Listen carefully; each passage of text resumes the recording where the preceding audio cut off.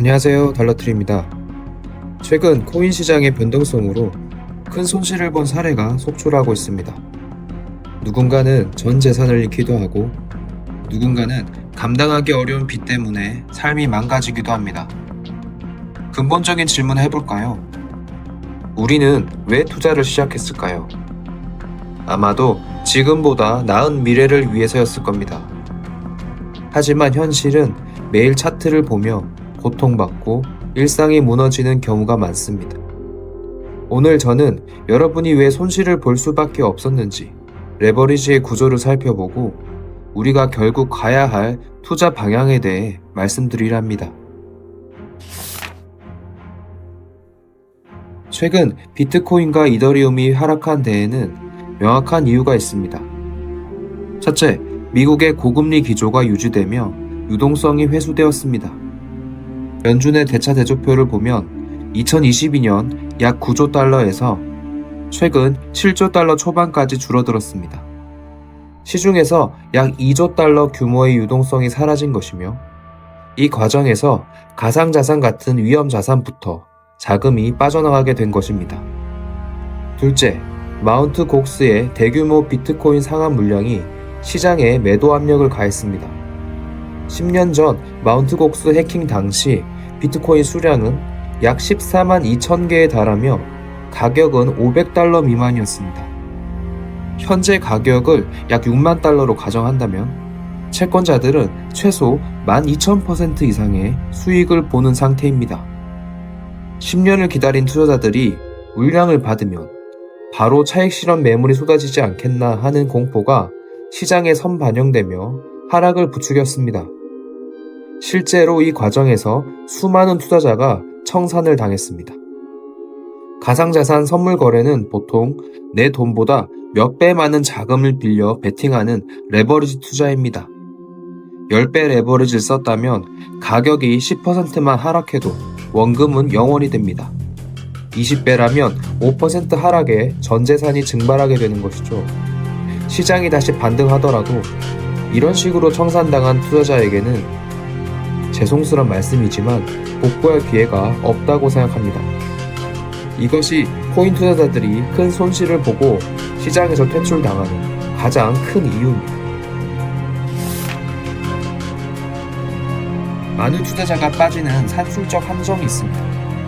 100만 원을 투자해서 50%가 하락했다면 다시 50%만 오르면 본전이라고 생각하는 것입니다. 하지만 실제 계산은 다릅니다. 100만 원이 50% 하락하면 50만 원이 됩니다. 이제 이 50만 원으로 다시 본전인 100만 원을 만들려면 50만 원의 수익을 내야 합니다. 즉 50%가 아니라 100%의 수익을 내야 본전이 됩니다. 손실이 깊어질수록 본전을 찾는 난이도는 기하급수적으로 높아집니다. 마이너스 90%가 찍힌 계좌는 사실상 회복 불능 상태라고 봐야 합니다. 스포츠의 세계에서 최후의 팀이 되려면 무엇이 가장 중요한지 아십니까? 많은 명장 감독들이 공통적으로 강조하는 말이 있습니다. 공격보다 수비가 더 중요하다. 수비가 탄탄한 팀은 결국 우승한다. 저는 주식도 이와 마찬가지라고 생각합니다. 하락장에서 손실폭을 제한하는 것은 수익률을 올리는 것보다 훨씬 중요합니다. 그런데 여기서 이런 의문이 드실 겁니다. 코인은 위험하다고 하니까 미국 지수를 3배로 추정하는 레버리지 ETF에 장기 투자하면 더 빨리 부자가 되지 않을까? 하고 쉽게 생각할 수 있는데 이건 매우 위험한 생각입니다. 결론부터 말씀드리면 레버리지 ETF는 구조적으로 장기 투자에 부적합하도록 설계되어 있습니다. 미장에 투자한다면 한 번쯤 들어보셨을 상품인데요.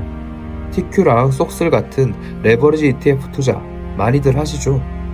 지수를 2배, 3배 추종하는 레버리지 ETF는 코인만큼은 변동성이 강하지 않지만 역시나 위험합니다.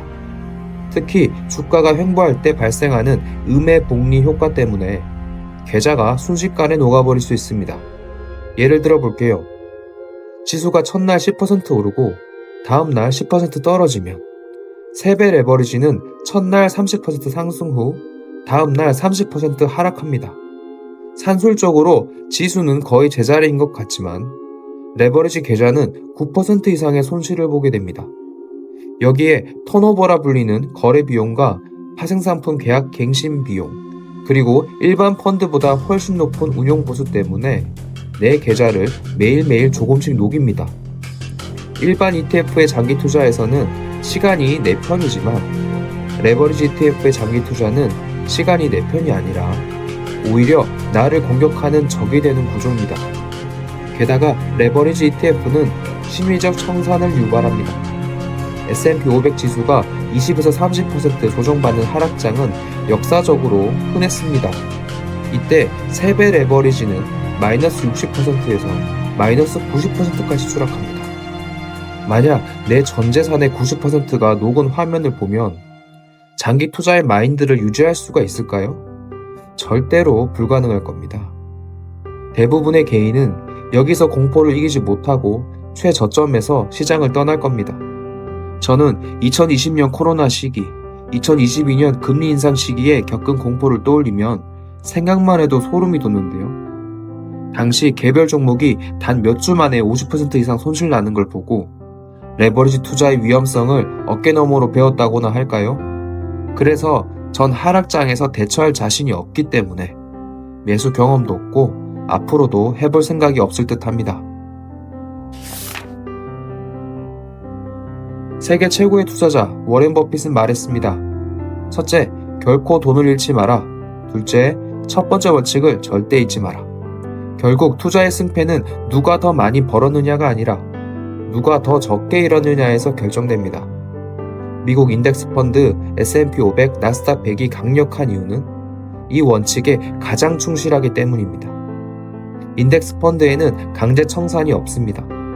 역사적으로 20년 이상 보유했을 때 원금 손실을 본 구간은 단 한 번도 없었습니다. 여윳돈으로 꾸준히 매수하여 시간을 견디기만 하면 복리가 여러분의 자산을 불려줍니다. 조급해하지 않고 시장의 평균 수익률을 따라가는 것만으로도 여러분은 상위 5%의 승자가 될 수 있습니다.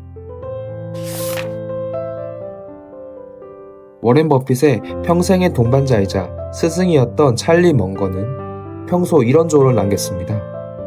수익률을 쫓아다니는 것은 당신을 파멸로 이끄는 가장 빠른 지름길이다. 멍거는 지인의 수익 인증을 보며 느끼는 질투가 이성적인 판단력을 흐리게 한다고 말했습니다.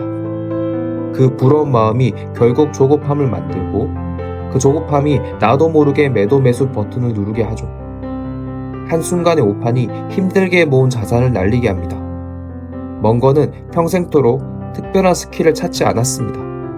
남들이 화려한 스킬로 시장을 이기려 할 때 그는 광기로 얼룩진 시장에서 나는 어리석은 실수를 하지 않겠다는 마음으로 자리를 지켰습니다. 그것이 멍거를 전설로 만든 진짜 힘이었습니다.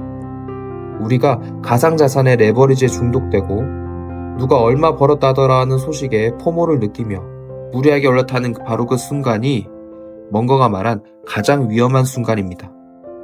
멍거의 조언대로 조급함을 내려놓고 이미 검증된 그러나 느린 시장의 평균에 올라타 보십시오. 지루한 시간을 견디는 게 아니라 시간을 내 편으로 만드는 투자를 할 때 비로소 부의 문이 열릴 것입니다. 여러분, 투자는 도박이 아닙니다. 내 소중한 자산을 지키고 키워나가는 인내의 과정입니다. 조급한 마음으로 승부를 보려다 보면 결과적으로 소중한 자산을 잃게 되고 다시는 못 일어설 수도 있습니다. 그러나 역사가 증명한 가장 확실한 우상향 자산, 미국 인덱스 펀드에 여윳돈을 꾸준히 적립하는 것은 겉보기엔 가장 느려 보일지 몰라도 실제로는 가장 확실하고 빠른 길입니다. 다시 한번 워렌 버핏의 철칙을 가슴에 새기셨으면 합니다. 첫째, 잃지 않는 투자를 하라.